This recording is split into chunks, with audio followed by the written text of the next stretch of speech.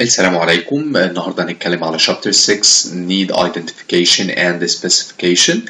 Chapter 6 we discuss two questions. أول question, how do we determine organizational needs? Second question, how do we translate and communicate these needs to potential suppliers? Chapter 6 we discuss the first two steps في ال acquisition process اللي هما need recognition و need description. need recognition زي ما احنا عارفين أي شركة بيبقى فيها functional areas, business units, they are recognized needs on a daily based على ال customer needs for sure عشان أعمل final product يmeet ال end customers needs. ولما بعمل recognition للneeds لازم أجيب accurate description لل supply department عشان يقدر يدور لي على supplier اللي هو ممكن يوفر لي need أو requirement بتاعتي. هنعرف في chapter 6 ازاي اي organization بتحدد ال requirements بتاعتها او ازاي بيعملوا recognition، ايه هي الكرايتيريا اللي بيمشوا عليها، وازاي او ايه الميثودز اللي هم بيستخدموها عشان يعملوا communication للنيدز دي لل potential suppliers. خلينا متفقين ان ال first two steps اللي هم need recognition and need identification بتحتاج focus أو انتباه من supply management department and suppliers عشان ال first two steps دول around 70% من ال opportunity for value improvement أو ال process improvement lies in the first two steps. فبالتالي supply management department وال suppliers لازم يهتموا بأول two steps في ال acquisition process عشان أنا لو يعني عملت recognition للنيد، طب لو ما اديتش accurate description فبالتالي الشركة هتدور على supplier غلط، هتجيب raw material غلط، فبالتالي cost of correction هيكون أعلى من الكوست اللي أنا كنت دفعته للrequirement ده. فال first two steps are very crucial، فلازم supply department pay attention ليها. هنجاوب على أول question اللي هو how do we determine organizational needs. أي acquisition أو ال acquisition process mainly بتبدأ ب question what is needed and why. إحنا محتاجين إيه وليه. تمام؟ فبيزد على ده عندي 3 criteria بحدد عليهم ال requirement بتاعي. أول level أو أول criteria اللي هي ال strategic criteria. Second criteria is traditional criteria and the third one is additional criteria وبتinclude كذا حاجة. إيه هي ال strategic criteria؟ ال strategic criteria في overreaching question، أي requirement أو أي need recognized في functional area أو by certain employee. لما السبلاي ديبارتمنت بيجيله ريكوزيشن بيسأل نفسه سؤال، هل النيد دي استراتيجيك ولا لا؟ طب ايه الاستراتيجيك امباكت؟ هو مينلي اي ريكوزيشن بيجي للسبلاي ديبارتمنت او السبلاي مانجمنت ديبارتمنت مش بيبقى مكتوب عليه الريكوايرمنت ده استراتيجيك او نون استراتيجيك. طب هو السبلاي بروفيشنال ازاي يعرف الريكوايرمنت ده استراتيجيك؟ بمعنى اصح الريكوايرمنت ده كروشال للميشن بتاعت الاورجنايزيشن ولا لا؟ هل هو مهم قوي ولا لا؟ فمينلي بيستخدم indicator كسبلاي بروفيشنال. في indicator بيستخدمه بيشوف ال financial implication and the impact of this requirement، بمعنى ازاي ال requirement ده هيأثر في السبلاي او هيساعد supply strategy او هيسبورت ال overall corporate performance. يعني هل ال requirement ده crucial للميشن بتاعتي ولا لا؟ هل هحتاجه في ال production process ولا لا؟ according لل ABC classification. ABC classification زي ما خدنا في chapter 8 احنا بنclassify ال items أو ال requirements into 3 classes, class A, B and C. Mainly the strategic needs أو requirements are A class items. They are constituting or they are about 10% of the total corporate needs وبيمثلوا من 70 ل 80% من ال total corporate spends. فأي strategic requirement هم A class items بيمثلوا 10% من ال total corporate needs وبيمثلوا من 70 ل 80% من ال amount of dollars إن الشركة بتصرفها على ال requirements دي أو ال needs. ايه الكرايتيريا السبلاي بروفيشنال بيفولو عشان يقدر يديترمين هل الريكوايرمنت ده استراتيجيك ولا لا؟ اول كرايتيريا ريسك ريدكشن، بمعنى ان انا الريكوايرمنت ده لما هجيبه هل هيعمل ريدكشن للريسك؟ هل هيساعدني ان انا access new technology, penetrate new markets, again competitive advantage؟ هل هيساعدني ان انا improve الامج بتاعتي reputation and so on. example بسيط عشان نفهم ايه هي ال strategic requirement. دلوقتي supply chain department أو supply management department بيبقى ليه strategies معينة. for example احنا دلوقتي أي need لما بتبقى recognized في الشركة بيبقى قدامها 3 options. أول option to make البرودكت ده أو raw material دي in house، تتعامل مع current supplier أو تبدأ تعمل development ل new suppliers. وليكن الشركة دلوقتي قررت إن هي هتنتج إزازة مية، إزازة المية دي البلاستيك، بنحتاج بلاستيك والغطا بتاعها اللي هو البلاستيك كاب، والشركة قررت إن هي هتنتج الغطا بتاع الإزازة دي in house، هي اللي هتنتجه مش هجيبه جاهز من بره. فشافت إن هي هتحتاج ماشين، إن هي تشتري ماشين عشان تصنع الغطا الإزازة ده. دلوقتي الماشين دي أنا لما هشتريها هل الماشين دي strategic requirement ولا لأ؟ في الحالة دي الماشين هنا it's very crucial to the mission of the organization. ف I can consider الكابيتال item ده أو الماشين دي أو equipment is crucial to the mission of the organization. فبالتالي ده strategic requirement، هيبقى ليه financial implication على الشركة، هيساعدني إن أنا أعمل reduction للريسك، access new market again competitive advantage. فأنا لما كشركة خدت decision إن أنا أميك in house الغطا ده، هو أكيد هيكون أوفر لي من إن أنا أشتري من بره. فأنا هحتاج ماشين عشان أنتج الغطا ده، فبالتالي ده strategic consideration ليا. فالماشين دي can be considered as a strategic requirement. فده example على ال strategic needs. تاني criteria ايه هي ال traditional criteria. ال traditional criteria زي ما عارفين ان المين objective بتاع ال supply chain أو supply management is to get the right materials from at the right quality, quantity, on the right time, price and after sale service, at the right after sale service. تمام. فال traditional criteria عندي هما 5: quality, quantity, delivery and price. mainly quality بتcover two terminologies اللي هم ال functionality، بمعنى أصح السبلاير اللي هيوفر لي requirement ده، requirement ده أنا هستفاد بيه إزاي. conformance، conformance to specification، قد إيه السبلاير اللي هيوفر لي requirement ده he matched my quality standards. quantity طبعا معناها إن السبلاير ده جاب لي الكمية المعينة أو الكمية المطلوبة من requirement بتاعي. الدليفري أنا استقبلت requirement ده on time. البرايس هنا it's an order getter أو a tool الشركات بتستخدمها عشان تفرق ما بين ال different suppliers. mainly first three criteria اللي هما quality, quantity and delivery هما اسمهم upfront requirement أو order qualifiers. بمعنى أصح أنا مش هبليس an order مع أي supplier إلا لما يكون he's matching my quality standards، هيديني ال quantities اللي أنا محتاجها وهيجيبها لي في ال delivery date اللي أنا محدده. يبقى ال traditional criteria هي الكرايتيريا العادية اللي أي supply management department بيoperate based عليها. ال additional criteria هنا it contains كذا حاجة. أول حاجة ال financial criteria. إيه معنى ال financial criteria هنا؟ هل ال requirement اللي أنا هجيبه ده هيأثر على ال profitability بتاعتي ولا لأ؟ هل لما أجيب ال requirement ده وأنتج product ال final product وهبيعه هل هحقق مكاسب؟ هل هيعمل improvement في البالانس شيت والانكم ستيتمنت؟ هل هيحسن الفاينانشال بوزيشن بتاع الشركة؟ هل هيساعد ان انا اعمل attracting لنيو investment؟ فانا لو هعرف عايز اقيس الفاينانشال، عايز اقيس الريكوايرمنت based على الفاينانشال كرايتيريا، لازم هيكون ليه كذا شكل من الاشكال او كذا شكل من التأثير على الشركة. زي مثلا لو الريكوايرمنت ده has a positive financial impact على الشركة، هيكون عندي enhancement في الريفينيو بتاعي، cash flow هيحصل لها improvement، return on asset هيحصل له improvement أو هي increase and so on. example على any initiative that improves return on asset on investment. بمعنى أصح back in chapter 1 المسألة بتاعت return on assets. أنا دلوقتي لو جبت requirement from a supplier he's matching my quality standards, he's going to give me requirements بتاعتي الquantity اللي أنا طالبها on the right time. فدلوقتي وهيديهاني lower cost.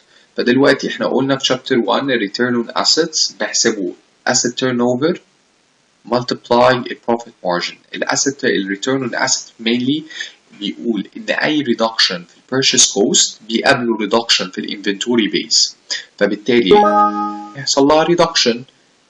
in return الاسيت turnover هيعلى، ولما purchase cost هيقل التوتال كوست هيقل بنفس النسبة، فبالتالي profit margin هيزيد. فلما profit margin هيزيد والasset turnover هيزيد return on assets هيزيد، فبالتالي لا requirement ده هقدر أعرف إن هو ليه positive financial impact على ال organization. تاني criteria في ال additional criteria هي ال risk criteria، وليها 3 categories. أول category operational risk، the risk of interruption of the flow of goods or service. ممكن ال requirement اللي أنا محتاجه ده ما يكونش موجود، فبالتالي وهو crucial للمشن بتاعة الفيرم، فبالتالي أنا مش لاقيه، هيبقى فيه kind of risk شوية إن أنا مش هقدر أنتج الجودز and products or services بتاعتي. الفاينانشال ريسك requirement ده ممكن يكون ليه negative financial impact على الشركة. reputational risk ممكن يدمج، أو التعامل مع supplier معين اللي هو هيجيب لي requirement ده ممكن يدمج الامج بتاعتي في الماركت. بالتالي الريسك كرايتيريا ال 3 levels بتوعها they are affecting survival, competitiveness, profitability بتاعت الشركة. third criteria في ال current criteria هي ال environment criteria. example بسيط عشان نوضح الكرايتيريا دي. أنا دلوقتي عندنا مصنع بتاع كيماويات اتفق على مواد قابلة للاشتعال، هو محتاجها في البرودكشن حاجة معينة أو منتج معين هو بينتجه. المواد دي هتجيلي من أمريكا، وليكن هتجيلي مشحونة على سفينة. دلوقتي المواد القابلة للاشتعال دي هتنزل في المينا، هحملها على عربيات، العربيات دي هتمشي في طرق. المواد دي قابلة إن هي تنفجر، ممكن العربية تتقلب فهتضر البيئة، هيحصل pollution، هيحصل كارثة. ممكن المواد دي بتكون ماشية على طريق فيه بحر، نهر and so on وتقع. فالenvironmental impact هنا أو environmental criteria الشركات لازم وهي بتعمل determination للrequirement بتاعتها تconsider environmental impact بتاع requirement ده. ايه هي environmental impact؟ زي مثلا ممكن requirement ده يأثر على موارد المية، الموارد الطبيعية بتاعتنا، transportation and handling systems and distance. ممكن أنا أصلا requirement ده هجيبه من حتة بعيدة فالطريق هيكون طويل، ممكن يحصل أي حاجة في الطريق يضر البيئة. however ال best buy بتاع any requirement لازم يconsider ال environmental impact as a standard consideration. تمام. ال fourth criteria من additional criteria هي الانوفيشن. هنا لازم السبلاي and suppliers يقدموا بعض المقترحات للباينج فيرم ازاي they can add value للبرودكت او requirement بتاعهم بطريقة تساعدهم ان هم يقللوا الكوست شوية، و they are open to any change في supply chain market او supply chain practice. بمعنى اصح كده ان انا لما احتاج اي requirement supplier اللي انا هتعامل معاه لو هو innovative شوية ممكن يديني حلول أو مقترحات تانية إن أنا إزاي أوفر في الفلوس بتاعتي، أو إن أنا إزاي ممكن يديني alternatives للrequirement ده ممكن أشتريها بسعر أقل فهيوفر لي. رابع حاجة regulatory compliance، أو خامس حاجة regulatory compliance. it's more related لل regulations بتاعت الجوفرمنت أو regulations اللي بتgovern الماركت، قد ايه الباينج فيرم والسبلاير they are abiding the rules دي او regulations. وليكن الباينج فيرم is going to deal with supplier in order to provide it with raw material X، فهي هتشوف هل السبلاير ده بيدفع الضرايب اللي عليه، الريبيوتيشن بتاعته كويسة ولا لأ، هل اترفع عليه قضية قبل كده and so on. لازم السبلاير عموما اي شركه قبل ما تيجي تتعامل مع سبلاير اهم حاجه عندها الايمج بتاعته او الريبيوتيشن بلس الكواليتي بتاعته وايه اللي هو هيقدر يقدمه للشركه. in case السبلاير ده he's not او supplier X is not abiding the rule ممكن ده هيدمج الريبيوتيشن بتاعته وهيدمج الريبيوتيشن بتاعت الفيرم. مش احنا قلنا ان السبلاي فانكشن عموما او السبلايرز عندهم indirect contribution للperformance بتاع الفيرم back in chapter 1 they can affect ال buying firm image. هم لما they are not abiding the rules ده هيدمر سمعة السبلاير. ممكن يكون يتحط عليه غرامات، يترفع عليه قضايا، يحصل له scandal financial scandal. ممكن الناس تبدأ تطالب إن هو أصلا مش بيعمل مش transparent، بمعنى أصح مش بيدisclose ال financial statements، فبالتالي ده هيحطه في وضع سيء وهيحط ال buying firm in return في وضع أسوأ. بعد كده one of the factors بتاعت ال additional criteria اللي هي corporate social responsibility، إن ال buying firm وال supplier لازم يستوعبوا أو يكونوا على دراية بالمسؤولية الاجتماعية بتاعتهم عشان يحسنوا من الإيمج بتاعتهم reputation.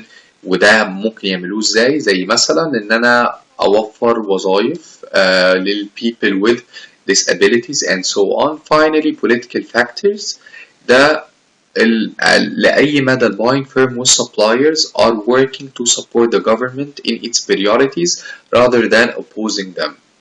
ممكن يعملوا ايه؟ أول حاجة ال buying firm ممكن تشجع الصناعة المحلية فتتعامل مع suppliers local، تساعد ال government في أي training initiatives أو أي initiative ال government تبدأها. work on government sponsored industry panels. تمام. So هنا أول question how do we determine organizational needs؟ إزاي 3/4 الشركات بتعمل determination للneeds؟ اتكلمنا قلنا إن أي value improvement لل overall acquisition process بتلاقي in the first two steps of the acquisition process which are need recognition and need description. إزاي الفيرمز تعمل recognition للنيد on 3 levels. أول حاجة لازم أحدد ال requirement ده based على أي criteria، بقى based على strategic criteria, traditional criteria or additional criteria. قلنا ال strategic criteria هل ال product ده أو ال raw material دي أو ال requirement دي crucial to the mission of the organization ولا لأ؟ هل هحتاجها هتأثر عليا ولا لأ؟ هل هي financial impact؟ الكرايتيريا اللي أنا بستخدمها عشان أعرف ال requirement ده strategic ولا لأ، زي risk reduction, access to new technology and markets. وادينا example على capital items الماشين. traditional criteria اللي هي العادية جدا زي quality, quantity, delivery, price and service. وقلنا إن quality, quantity and delivery are the upfront requirements or order qualifiers اللي من غيرهم أنا مش هبليس an order مع أي supplier. Third criteria اللي هي additional criteria. It includes financial criteria, risk criteria, environmental criteria, innovation, regulatory compliance, corporate social responsibility, and finally political factors. دلوقتي هنتكلم على categories of needs. ايه هي categories of needs؟ أول حاجة النيد دي ممكن تكون resale item، زي أي item أنا ممكن أروح أشتريها من retailer, wholesaler, distributor, agents, brokers, traders. أي حاجة ممكن أروح أجيبها من ال distribution channels. For example لو أنا فاتح شركة وعايز أجيب موبايلات عشان الناس تقدر تكوميونيكيت مع بعض، دول resale items for example. يعني raw or semi processed materials example ليها مثلا لابوار for example. هي لابوار أصلا بتعمل كيك أو تارت. ايه المين ingredients بتاعت الكيك أو raw materials بتاعتها؟ دقيق ومية وبيض and so on. فدي raw material بتاعتها. لما لابوار مثلا خلاص تعمل العجينة وتدخلها الفرن، الكيك لما بيطلع ده اسمه semi processed material أو work in process. لما بتحط عليها التوبينج اللي بيتحط ده finished product. تمام. Number 3 parts, components and packaging. It's like مثلا في الكار industry هنا في شركات بتستورد البارتس and components بتاعت العربية وتجمعها هنا. ممكن البارتس دي تكون standard أو special based على الديزاينر هو طالب ايه. ممكن يكون طالب standard parts عادية اللي هي بتتصنع لكل الناس، أو يكون طالب special parts هتتعمله مخصوص. Number 4 maintenance, repair and operating supplies ال MRO items. ال MRO items دول small value purchases small value purchases محتاجينها عشان maintain uninterrupted operation في الoffice, factory, facility and so on. هما mainly small dollar value purchases. خامس حاجة capital item. ال capital items دي any requirement that accounts classify as capital and therefore an investment becomes a capital item like equipment, machine. يعني بمعنى صح أي حاجة ممكن أعملها depreciation بتقعد معايا لمدة طويلة زي ال equipment, ال construction, ال building and so on. أي حاجة بتقعد معايا لوقت طويل وممكن أعملها depreciation. Number 6, services. Every organization acquires a variety of services like مثلا marketing service, recruitment service and so on. أي service ممكن أحتاجها من الشركات التانية. and other هنا أي need مش موجودة أو مش تبع ال 6 forms or 6 categories of needs. زي مثلا أي مصدر من مصادر الطاقة هحتاجه لفترة معينة أو في project معين. المية for example لو هحتاجها في project معين لفترة معينة. بمعنى أصح أي need أو أي requirement هحتاجها لفترة معينة في project معين. بعد كده هنتكلم على ال special problems of equipment purchasing. ال equipment purchasing equipment mainly هي capital item. ايه هي المشاكل اللي ممكن تواجه أي buying firm لما تيجي تشتري equipment أو capital item؟ mainly capital items دول number 1 أو ال first problem strategic consideration and high cost of failure. نفس الإكزامبل اللي اديناه على ال strategic criteria. ممكن ال equipment اللي أنا مشتريها دي it's very crucial to the mission of the organization عشان هتساعد بطريقة أو بأخرى إن هي تحقق ال overall organizational goals and strategies. فهي بتبقى strategic consideration. ولو أنا فشلت إن أنا أعمل acquisition للإكويبمنت أو الكابيتال items الكوست اوف فيلير هيكون عالي. تاني حاجة substantial amounts of money for a single purchase. It's very expensive. بيبقى ليها ميزانية لوحدها. الكابيتال items بيبقى ليها ميزانية لوحدها غير الميزانية اللي بتتحط للother forms of needs. يعني بمعنى أصح احنا قلنا إن الكابيتال items دي ممكن according to the supply strategy هي ممكن تكون strategic requirement. we can classify it as plus A of item according to the ABC analysis أو ال ABC classification. فبتحتاج a lot of money عشان أشتريها. It's very expensive. Number 3 long life and infrequent purchases. هي بتقعد لفترة طويلة ومش بنشتريها على طول. فبالتالي بيبقى فيه difficulty شوية إن أنا أعمل depreciation أو أحدد الكوست بتاعها بعد فترة من الزمن. برضو ممكن فيه هيكون عليه environmental impact زي العوامل الجو ممكن تصدي تبوظ أو يحصل لها حاجة. ال capital items are assets فبالتالي هدفع عليها ضرائب. مثلا لو هستخدم ال equipment دي في ال production بتاع أكتر من raw material أو product and so on إن أنا أعمل coordination لحاجة زي دي هتكون صعبة شوية. فكل دي problems ممكن تواجه ال buying firm لما تيجي أو تconsider تشتري capital item أو equipment. طب إيه هي الأسباب اللي بتخلي ال buying firm اللي هي تشتري capital items؟ أول حاجة عشان يكون عندها high productivity, high production capacity لو حابة تنتج حاجات زيادة. better quality طبعا هتعتمد على نفسها إن هي تصنع حاجاتها لما يكون عندها required machines or required capital items. أو كمان هتسيف الليبر كوست وهتسيف التايم فور شور. طب أنا لما كشركة مثلا لما أجي أفكر إن أنا أشتري كابيتال أيتم إيه هي السورسز اللي هتخليني آخد القرار إن أنا أشتريها ولا لأ؟ أول حاجة توتال كوست أوف أونرشيب بتاعي. هعمل توتال كوست أوف أونرشيب أناليسيس عشان أشوف هل الفلوس اللي معايا أو الميزانية بتاعتي مناسبة إن أنا أشتري كابيتال أيتم ولا لأ. هعمل research and development. هانجيج in research عشان اشوف احسن capital item هل انا محتاجها ولا لا.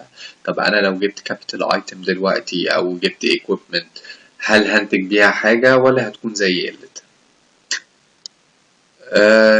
تمام. احنا كده we covered the capital items. ايه problems بتاعتها، ايه الاسباب اللي احنا بنشتريها، وايه source of selection او الحاجات اللي انا بعملها consideration while making a decision to purchase a capital item. تاني حاجة السيرفيسز. example للسيرفيس هي ممكن تكون recruitment service, marketing service, sales service and so on. طب دلوقتي في السيرفيس لما بيحصل لها acquisition السبلاي مانجمنت ديبارتمنت مش بيبقى involved. mainly اللي بيبقى مسؤول على ال acquisition of service أو getting a service done بيبقى marketing and sales department. ليه؟ أول حاجة ال acquisition بتاع السيرفيس ده بيبقى very complex، بيبقى محتاج analysis، فبالتالي بيبقى محتاج حد expert في الفيلد عشان يعمل لها acquisition.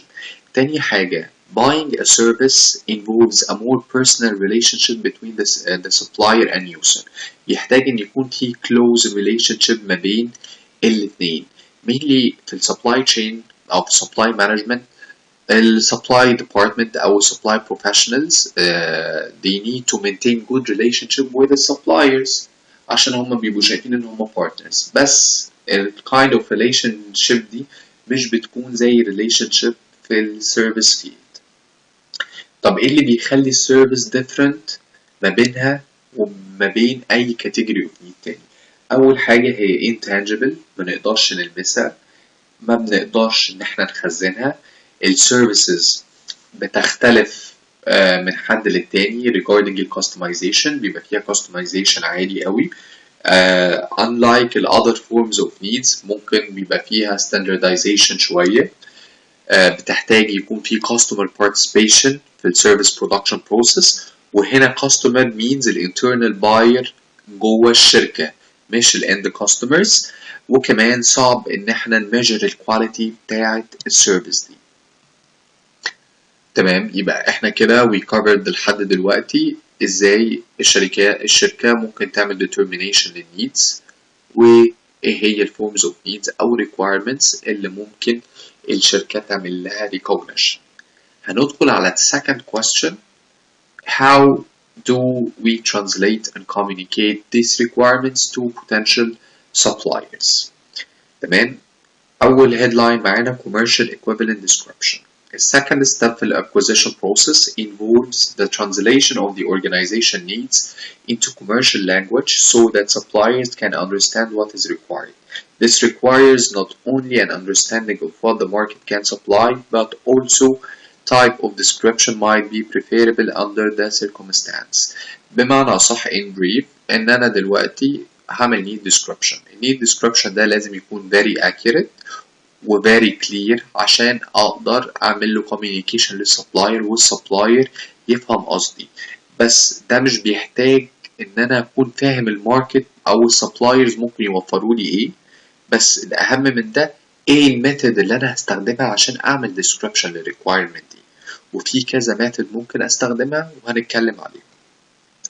mainly responsibility بتاعت ال need description دي بتبقى مسؤولية ال functional area أو ال specifying department اللي هو عمل recognition للنيد. دول بيبقوا مسؤولين إن هم يعملوا clear accurate description. ال description ده لازم يكون very clear، متحدد فيه إيه هي ال items اللي هم محتاجينها، ال quality standards، ال delivery time، مع اعتبار إن هو لازم يكون فيه clarity جدا.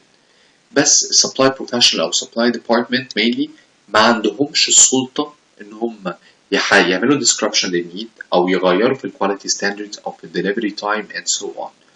كل دور supply management department هنا إن هم بياخدوا النيدز دي وبيزد عليها بيبدأوا يدوروا على suppliers. هم ممكن بس يفضلوا يأكدوا على ال functional areas دي أو ال department اللي هو عمل recognition في النيد إن هو يعمل ال description in an accurate way ويكون detailed enough عشان يبقى clear for every potential supplier. So description means any one of the various methods by which a buyer conveys to a seller a clear, accurate picture of the required item or service. The using, requesting, or specifying department must be capable of reasonably describing what is required to be sure of getting exactly what is wanted. Supply professionals should of course not be allowed to alter the description or the quality. They should, however, have the authority to insist that description be accurate and detailed enough to be perfectly clear to every potential supplier. بمعنى أصح إن هم ملهمش أي دخل في ال description of need. هو ال specifying department أو ال department اللي عمل recognition للنيد. however في supply teams بنبقى محتاجين early supplier involvement ساعات، زي مثلا لو عندنا new product development وفي requirements طلعت وأنا محتاجها، فبيبقى لازم محتاجين لا إما supply team يكون موجود زي new product development team أو early supplier involvement عشان أضمن إن ال specifying department ده هيعمل clear description of the need. طب إيه هي ال methods of description؟ دلوقتي عملنا recognition للنيد based على ال 3 criteria بتوعنا. ال strategic based على أي criteria من ال criteria بتوعنا اللي هم strategic, traditional أو ال additional criteria. دلوقتي أول method معانا by brand. Description by brand or trade name indicates a reliance on the integrity and the reputation of the supplier. It assumes that supplier is supplier to preserve the goodwill attached to a trade name and is capable of doing so. بمعنى أصح هنا example بسيط، زي أنت مثلا لما بتروح تشتري أو حد بيسألك أنت حابب تلبس إيه أو تشتري إيه للصيف، تقول له أنا عايز تي شيرت زي أو تي شيرت بتاع بولمبير. أنت كده عملت description للنيد أو للتي شيرت اللي أنت عايزه باي براند. أنا عايز التي شيرت بتاع بولمبير، أنت كده عملت description للنيد بتاعتك in brand. طب إيه هي ال circumstances under which description by brand is desirable؟ عندنا 4 حاجات. أول حاجة when either because the manufacturing process is secret or because the item is covered by a patent and specification cannot be laid down.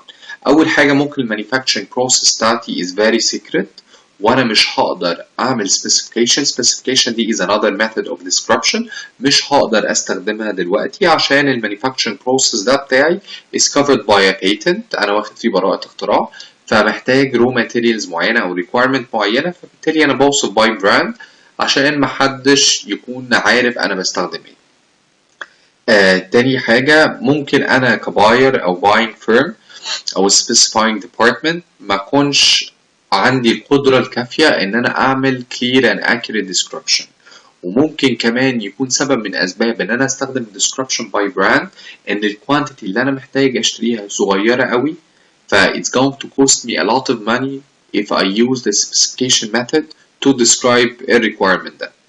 أو ممكن هي تكون my own preference ك specifying department إن أنا عايز requirement ده من البراند دي، زي مثلا أنت حابب إن أنت تجيب التيشيرت من بولمبير أو من زارا and so on. It's your own preference. So these circumstances under which description by brand is desirable. طب إيه limitation أو إيه الحاجات objection to purchasing branded items؟ إيه هي problems بتاعتها؟ أول حاجة the whole price level cost may be so high as to cause the buyer to seek unbranded substitutes.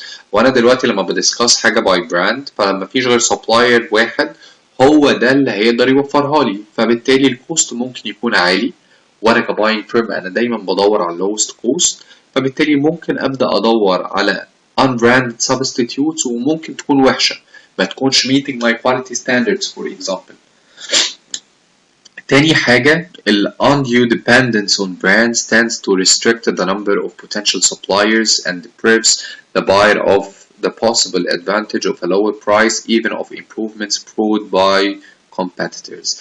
أنا لما هتعامل أو أعمل description by brand دلوقتي أنا عملت limitation أو حجمت supply department إن أنا هتعامل مع supplier معين، فالسبلاير ده بالعربي كده ممكن يقعد يبيع ويشتري فيا، يحط عليا prices عالية، وانا كمان حرمت نفسي كفانكشنال اريا ان انا اخد اوفرز كويسه او ابدا ادور على سبلايرز تانيين.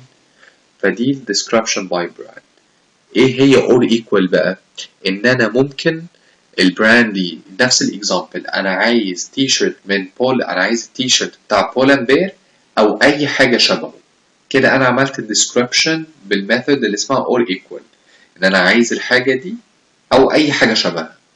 In these circumstances, the buyer tries to shift the responsibility for establishing equality or superiority to the supplier without having to go to the expense of having to develop detailed specification. يعني بمعنى أصح أنا هعملك description يعني هقول description by brand وأي حاجة تانية شبهها. هي دي اور ايكوال. فده بيوفر وقت على الباينج فيرم وبيوفر في الاكسبنسز بتاعتها ان بترمي الكوره في ملعب السبلاير. انا قلت لك اللي انا عايزه، هو انا مش هديك سبيسيفيكيشن معينه، بس انا عايز مثلا قطن مصري مثلا. انا لو هنتج مثلا مرتبه، هقول مثلا لسبلاير انا عايز قطن مصري او اي حاجه شبيهه لي او ايكوال لي. فدي or equal method. الثيرد method هي by specification او ان انا اقول المواصفات بتاعت ال requirement دي. ال specification method is one of the best known of all methods employed. طب ايه هي ال advantages بتاعت ال advantages of buying with specifications؟ تمام. أول advantage في ال buying with specification، أول حاجة evidence exists that thought and careful study have been given to the need and the ways in which it may be satisfied. هو mainly يعني description by specification، إن أنا بيكون عندي requirement، ال requirement ده أنا بحط له مواصفات معينة أنا عايزه بشكل كذا، وعندي كذا form أو source of data لل specification. أنا ممكن أعمل ال specification using عامل specification by physical and chemical characteristics، specification by method of manufacture، أو description أو specification by performance. فأنا دلوقتي buying firm أو functional area لما أستخدم specification in describing my need، ده بيدل قد إيه إن أنا عملت careful study على ال requirement ده قبل ما أعمل له specification دي. تاني حاجة a standard is established for measuring and checking materials as supplied, preventing delay and waste that would occur with improper materials. بمعنى أصح وأنا بعمل description by specification بحط standards معينة، زي مثلا quality standards for a requirement. for example أنا محتاج حرير، الحرير ده لازم الكواليتي بتاعته تكون 97%، يعني تكون الماتيريال دي تكون 97% حرير، محتاجه في خلال 6 شهور، يكون جايلي في عربيات نوعها كذا. فأنا في الميثود of specification I'm setting standards and I'm following it، وكمان بجبر السبلاير إن هو يفولو الستاندردز دي، فبضمن إن أنا هيجيلي الحاجة اللي أنا طالبها بنفس الكواليتي بنفس كل حاجة. Number 3, an opportunity exists to purchase identical requirements from a number of different sources of supply. بمعنى صح لما بستخدم الميثود دي بدي فرصة للسبلاي مانجمنت ديبارتمنت إن هو يدور على أكتر من سبلاير ويكون ليه multiple source of suppliers عشان يجت requirement ده. In return أنا بخلق نوع من أنواع ال competition among suppliers، فبالتالي هجت what I need as a firm at the lowest cost possible. آخر حاجة the seller will be responsible for performance when the buyer specifies its performance.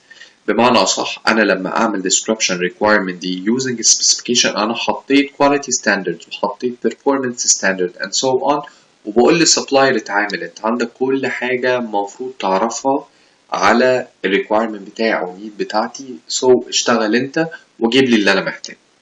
دي ال advantages بتاعت buying with أو describing by specification أو with specification. طب إيه هي ال limitations بتاعت buying with specification؟ أول limitation ممكن اللي أنا requirements اللي أنا محتاجها دي واللي عملت لها specification تكون صعبة جدا، يعني أو requirement دي صعبة جدا إن أنا أوصفها. for example مثلا الأسيتون أو المانيكير البنات بتستخدمه بيبقى فيه نسبة من الألكحول، ما ينفعش أحط أحط specification لألكحول، الألكحول ريحته واحدة في كله بنسب متفاوتة، ما ينفعش إن أنا أكون عايز أجيب ألكحول أو الأسيتون ده ورسو whatever إيه هو وأقول أنا عايزه بريحة معينة، فأنا صعب أحط له ستاندرد معينة عشان هو أصلا كرو ماتيريال هو واحدة أو ما ينفعش يتلعب فيه، أو ممكن يدخل مع حاجة بس ما ينفعش ألعب في الجزيئات بتاعته. ففي requirements تبقى صعبة جدا إن أنا ممكن أعملها description by specification. تاني حاجة ممكن ال specification للrequirement اللي أنا عامله ده يكون فيه product تاني جاهز يقدر يماتش النيدز بتاعتي والquality standards، واحنا اتفقنا ان موضوع النيدز دي او نوع الماتيريالز بتختلف. ممكن السبلاير يكون عنده رو ماتيريال دي الفينيشد جود بتاعته او الفينيشد برودكت هو يبقى رو ماتيريال ليا كباينج فيرم and so on. تالت حاجة الكوست بتاع السبيسيفيكيشن is very high، فممكن يكلفني فلوس كتير عشان اعمل description using this method. ممكن الريكويرمنت بتاعي اللي انا اعمل له specification تكون السبيسيفيكيشن دي صعبة او الستاندرد صعبة، فالسبلايرز يهربوا مني فما الاقيش اي سبلاير يميت الريكويرمنتس بتاعتي، فبالتالي انا ممكن اوقف operation يحصل لي interruption للبرودكشن بروسيس بتاعتي. تمام. في هنا برضو مشكلة ان المينيمم سبيسيفيكيشن اللي هو بيبقى محطوط، المينيمم سبيسيفيكيشن بيبقى محطوط باي الباينج فيرم او الفانكشنال اريا ده، السبلاير دايما بيشوفوا ان هو ده الماكسيمم سبيسيفيكيشن او الماكسيمم furnished by the supplier. يعني فور اكزامبل لو انا قلت انا عايز ماتيريال معينة الحديد فيها بنسبة 80%، انا كباينج فيرم 80% دي مينيمم ستاندرد للحديد اللي انا عايزه في الرو ماتيريال دي. تمام. لكن السبلاير بيشوفوا ان هو ده اللي انا عايزه، ده الماكسيمم. however انا ممكن اكون عايز الحديد يكون ببرسنتج اكتر، بس هو السبلاير بيشوفوا ان هو ده الماكسيمم او ده اللي انا محتاجه. تمام. طيب ايه هي التايب اوف specification؟ احنا قلنا specification by physical or chemical characteristics، زي مثلا ده بيعمل ايه؟ provides definitions of the properties of the materials the purchaser desires for satisfactory use at the least cost consistent with quality. Specification by material and method of manufacture. Specification by performance or function. ممكن نختصر الجزء ده بمثال بسيط. انت دلوقتي when you are recognizing a need دلوقتي ان انت محتاج موبايل. طيب انا عملت recognition للنيد، طب انا عايز describe النيد دي، وليكن احنا هنستخدم specification method to describe النيد. طب اول حاجه انا ممكن اعمل description للموبايل ده by physical or chemical characteristics او properties بتاعته. انا محتاج موبايل يكون والله بلاستيك ويكون ليه edges من الجناب. كده انا عملت description او buying with specification by physical characteristics. الشكل الفيزيكال بتاع الموبايل انا عايزه موبايل بلاستيك ويكون عايز موبايل يكون ليه بإيدجز من الجنب ويكون فيه نوتش. ده انا عملت كده specification by physical characteristics. طب specification by material and method of manufacture، انا عايز الموبايل يكون متصنع من البلاستيك او البارتس and components بتاعته اللي جوه ما يكونش بلاستيك. كده انا عملت description او specification by material and method of manufacture. انا قلت ايه هي الماتيريال اللي انا محتاجها او عايزها، صح؟ اخر حاجه ال specification by performance or function، انا محتاج الموبايل ده يكون بيفانكشن ازاي. يكون مثلا فور اكزامبل يكون الكاميرا بتاعته 48 ميجا بكسل and so on او ميجا بايت، اللي بيعرف يصور كويس، ممكن استخدمه عشان اكسس الانترنت and so on. كده انا عملت specification للموبايل بالثلاث طرق. عملت specification by physical characteristics by material او method of manufacture، ومينلي الميثود دي السبيسيفيكيشن ده بستخدمه لما يكون الشركة يكون عندها special requirement فبتستخدم mainly specification by material. آخر حاجة specification by performance. بقى performance specification is results and use oriented, leaving the supplier with the decision on how to provide the most suitable product. This enables the supplier to take advantage of the latest technological developments and to substitute anything that exceeds the minimum performance required. بمعنى أصح إن أنا لما باجي أوصف الحاجة بالperformance بتاعها، أنا بدي فرصة للسبلاير إن هو يكون innovative شوية ويبدأ يدور على أي alternatives أو substitute للrequirement ده بكوست أقل. طيب هو احنا قلنا ان specification mainly لما باجي اعمل description by specification انا بفولو set of standards. ايه هي السورسز بتاعت الستاندردز دي؟ ممكن تكون individual standards set up by the buying organization. يبقى buying organization او انا كشركة انا حاطط الستاندردز دي، زي مثلا quality standards انا اللي حاططها، engineering service and so on. However individual standards دي وانا بحطها بتحتاج ان يكون عندي كذا area موجودة استشيرها قبل ما احط الستاندردز دي. تاني حاجة standards established by certain private agencies either other users, suppliers or technical societies. ممكن تكون standards دي suppliers هم اللي حاطينها أو standards معترف بيها في الماركت، فأنا I'm going to specify a requirement based عليها، أو governmental standards. طب إيه هي ال standards established by certain private agencies? These have been developed as a result of a great deal of experience and study by both governmental and non-governmental agencies, and substantial effort has been expended in promoting them. They may be applied to raw or semi-manufactured products, to component parts, or to composition of material. بمعنى أصح دي standards نتجت عن تعاون ما بين governmental agencies و non-governmental agencies، فطلعوا بالset of standards دي ممكن نستخدمها عشان نوصف raw materials, components and parts and so on. أو governmental standards هي standards الحكومة حطاها for some purposes like employee health and safety, security, consumer product safety and so on. تمام. الميثود نمبر 4 اللي هي description by engineering أو engineering drawing يعني. Description by a design or dimension sheet is common and may be used in connection with some form of descriptive text. بمعنى أصح إن أنا بعمل description للنيد بتاعي إن أنا برسمه، بعمله برسمة using any kind of computer program، وليكن أنا محتاج equipment أو capital item ليها شكل معين، فأنا مش عارف أدي accurate description written accurate description، فبالتالي أنا مثلا production department recognized هو محتاج capital item ومش عارف يوصل الcapital item ده شكله إزاي، فهي يبدأ يعمل engineering drawing using any computer program like الأوتوكاد مثلا. إيه الادفانتج بتاعت الميثود دي؟ It's probably the most accurate of all forms for description and is particularly adapted to acquiring those items requiring high degree of manufacturing perfection. يعني أنا بستخدم هي the most accurate، والادفانتج بتاعتها إن هي very accurate، إن أنا ممكن أوصل الشكل بتاع الكابيتال item or whatever الايتم اللي أنا محتاجه ده بصورة أسهل. الديسادفانتج بتاعتها it's very expensive method، مش بس عشان أنا بستخدم كمبيوتر بروجرام ممكن يكون غالي عشان أعمله، بس أنا بستخدم الانجينيرنج دروينج عشان describe special item، والسبيشال item دي most probably هت involve a lot of money يعني هدفع فيها فلوس كتير.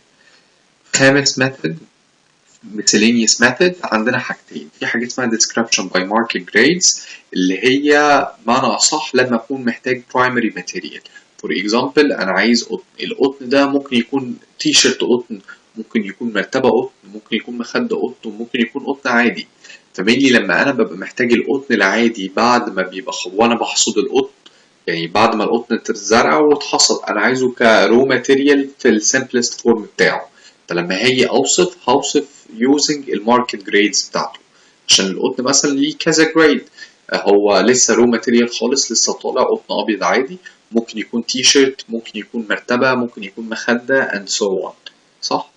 description by sample ان انا بعمل description للrequirement اللي انا عايزه using some samples او عينات. for example لو انا مثلا عندي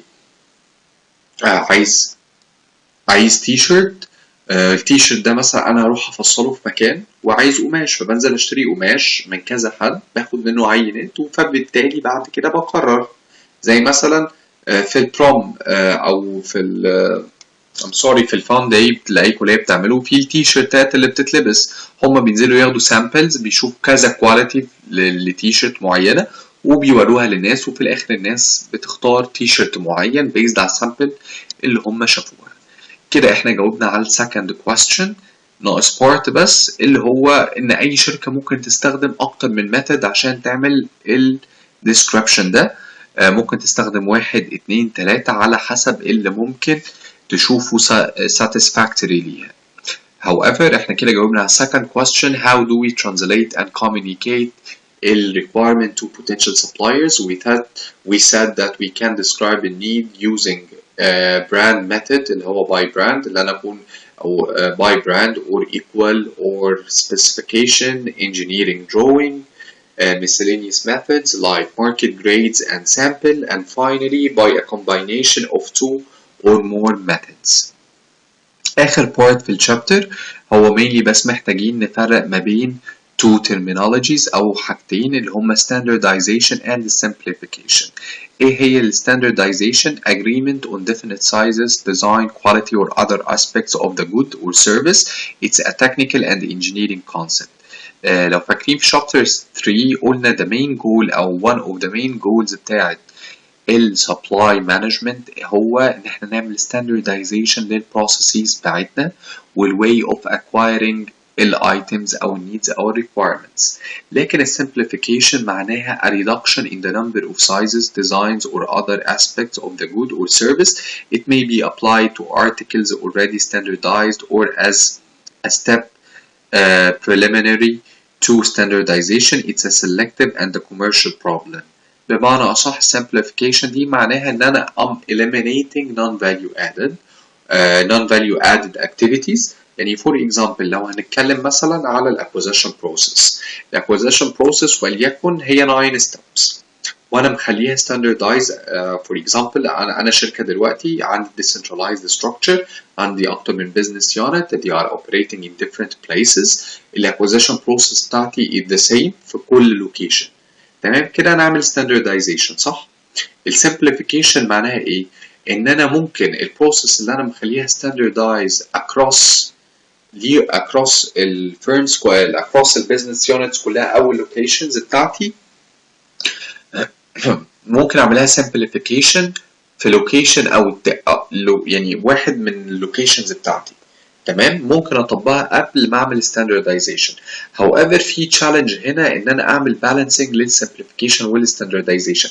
احنا قلنا ان دلوقتي ان انا عامل acquisition process هي standardized في كل البيزنس units بتاعتي. طب انا لو عملت simplification للacquisition process في 2 locations من ال 4 locations اللي عندي، ده هيكون challenge شوية ان انا balance standardization والsimplification against suitability and uniqueness. بمعنى أصح هو أنا في 2 location عندي certain circumstances إن أنا محتاج simplify البروسيس هنا، بس أنا هواجه challenge إن أنا مخلي البروسيس standard في 2 locations وعملت لها simplification في 2 locations تانيين. إن أنا أعمل balancing ما بين الحاجتين دول بتبقى صعبة شوية. الادفانتج بتاعت السمبليفيكيشن والستاندردايزيشن ان هي ممكن تساعد الباينج فيرم ان هي تجين production economies و some procurement advantages related لل reduction of cost, lower inventory and so on. كده الشابتر 6 خلص و good luck ان شاء الله في الفاينلز.